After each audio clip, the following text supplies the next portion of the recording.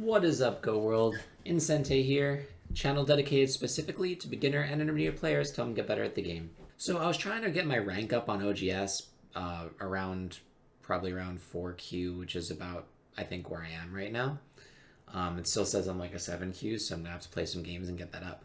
But I was playing some opponents, and the importance of Tsumego really jumped out at me at these games. I know a lot of us do Tsumego, do our practice, do our life and death. But there's always maybe some beginners, some people don't really know what Tsumego is, or some people that are like, I just want to play games, I don't really want to practice. And then there are also those people that think that the Tsumegos that they practice are very random and they're not likely to come across these sorts of things in real games. This video is for you because I was able to capture giant groups by turning it into basically a Tsumego problem. That's basically what this problem was.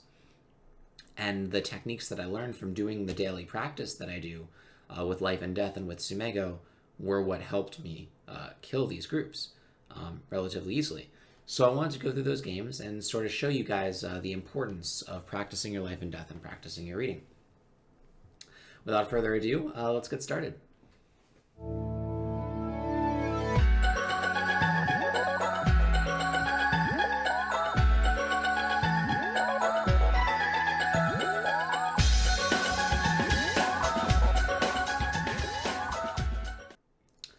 Okay, so this is the game right now. I was counting and I was already comfortably ahead on points.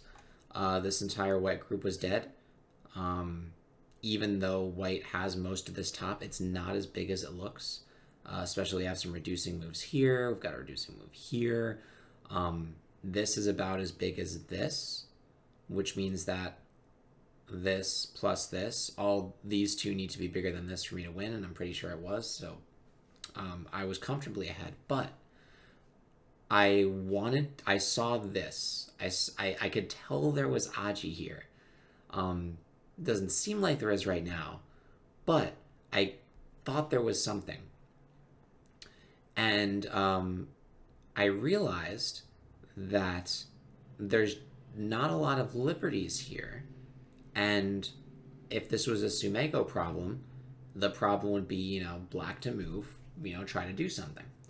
And I was thinking about it. And the first thing I saw was the fact that if I went here threatening to capture these guys and white moved out, I could start a ko for this group if I wanted to.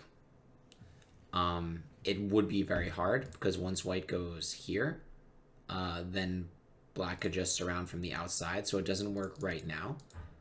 But if I threw in first, the ko could become very dangerous. Not only if I threw in, let's say he defends or does a misplay, snapback, giant snapback. So these are all Tsumego techniques that you would find on like Tsumego Pro app or something, your life and death problems that you practice. The only way for black to try to fight back is this move. Now I have the ko. So now if white tries to surround me, I have this move. And this is another move that I learned from my Tsumego practice. It's a technique where white can't play this way because I'll immediately capture, which means white is forced to spend a move to fill in here, and now I can start the ko. And I have tons of force moves all along the top. I felt that I could get a lot of compensation from this ko, or just win it outright. So that was like my plan. And when I saw this, I wouldn't have seen any of these combinations. I wouldn't have seen this move as being safe if I wasn't, if I didn't practice my Tsumego in my life and death. I wouldn't have realized I need to throw in first, and I could take 3 stones if he decides to simply concede. So that would be an advantage for me. So already this is sort of helping me, right? But if white just decided to, sack the 3 stones and be done with it, he might have made it a closer game. Like I said, I think this was a pretty close game, and I felt like I was ahead, but, my counting might have been wrong. Unfortunately, he didn't read it out right. So let me show you what actually happened during the game. He went here, and so, like I said, I moved out. This normally wouldn't work, but because I'm also threatening the capture of these stones, it does. Normally black could probably, do this, and here, and then just wait, and then fill the outside, and then just capture these stones. But because this is weak and I can descend, there's a lot of weird shenanigans that can happen. So anyway, that's exactly what he does. He fills in. Unfortunately, he doesn't realize that this group, it was sort of a double attack on this group. Now we can play here because we immediately get taken, right? And that's another technique I learned from the Tsumego, from Life and Death, is you can create a situation where your opponent can't approach you from one side because he'll immediately be captured. And all you have to do then is go around the other side and surround, and that's what I'm trying to do. White still can't do this because I can just capture. And if white plays here, I have this move, which means now white can't play here because I'll just capture him. Which means white would have to try to fill in from the outside, and the liberty count is 1 in my favor, which means that by playing this move,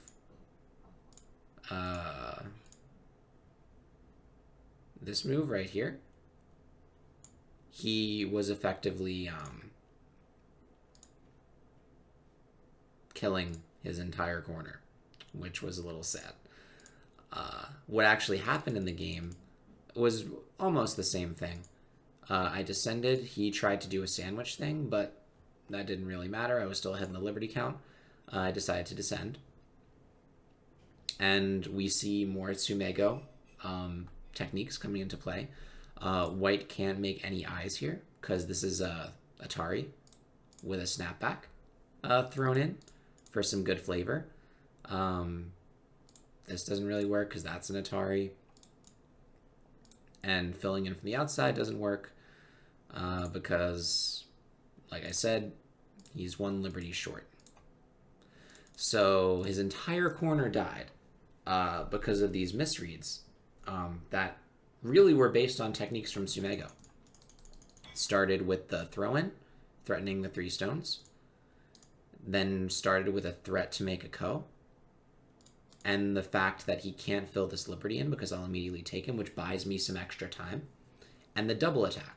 So all these things were sort of coming together to just cause massive damage to this group, which I think is really cool. And in these situations, especially in endgame, if you see Aji, just try to pose it as a Tsumego prompt yourself. Be like, okay, black to kill. Is this possible? And just read it out. Because if you've done your practice, you know a lot more than you think you do. And if you're looking for these sorts of moves, it can really help. I'm going to show you one more game. Here we go. This one. This was crazy, this game. So, a little bit of context. It's pretty fighty. Where does this go? Okay. So, I'm working to try to surround this group because it feels weak to me. Try to mind the safety of all my groups. Right now I can attack that if I want. Keeping my group protected, etc. Okay. And so I was like, I have a fair amount of things I feel like I could do right now. I could, take an enclosure. What I think might be a little stronger is removing maybe the Aji from here, but that seems a little over concentrated, so I might want to hold off on that for now. Especially since if he tries to pull it out, I can just go under and just get most of the points anyway. So I could do this. I could invade, and then just jump out towards the center and try to mesh my stones together. So I had a lot of options, but this felt like I wanted to play with it. It felt weak to me. So I poked, asking move to see what he does. And I also want a little bit more safety for this group. So I want to solidify my corner a little bit and maybe make a threat to potentially connect here. So I played this move, prompting white to give an Atari in this direction. So I'm looking, I'm like, I really can't kill this. But I can make threats and solidify this, which feels weird. I still have some Sente moves up my sleeve, so might as well play them. Played that, and he descended. Now I'm like, okay, I've still got some Sente moves, and these are all the Tsumego practice. We can see that if this happens, you can see that if white Tanukis here, this is very strong. White fills in, then we have this move, which removes all of his eye space. So that reading was pretty brutal. All he has to do is play here, and he's alive, and there's no problems. Weirdly enough, I guess he wasn't reading hard enough. He went here. And this is where the Tsumego problem comes in, because I'm like, that doesn't feel... It starts out with a feeling. I was like, can I still do something here? Can I still do something here? And it basically became a Tsumego problem. Black to kill. What do you do? Well, white has one more chance. I need to fill this in first. Because what I was aiming for was this move. And, you know, black fills in. I've got that. And then I can take out his other opportunity for an eye and then throw in. And so with these bunch of combinations, I would have been able to successfully kill this group. So, but that needed to happen first. He Haned, and that was the losing move. That was the losing move. If he would have just done this, he would have been absolutely fine. But he didn't see this danger, and he Haned, which allowed me to first threaten to come out, which means he has to do that. Then play that move that I showed you guys. He fills in.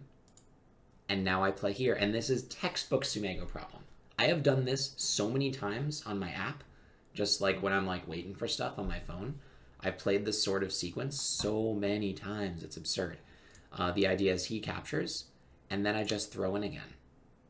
And if he captures again, I've removed his eye, and then he's only got one eye. So if you haven't gotten an app that gives you Tsumego problems, definitely get one. I recommend Tsumego Pro. It's for the iPhone. I don't know if it's for Android, probably is. And just do it when you're bored. If you're on your phone, on Facebook, just instead of going on Facebook, go on the app. You'd be surprised how many cool patterns you get to recognize from this. So that was my spiel for this weekend. I hope, helped give you a new light on life and death and how these things can sort of help. At the very least, I hope you learned some cool new moves to help you in your games. So that's all I've got for this weekend. Definitely look at my Twitch. I play games every Thursday, and we have a lot of fun. I have a lot of fun on my streams, so definitely check it out, and have a great weekend. I will see you on the grid.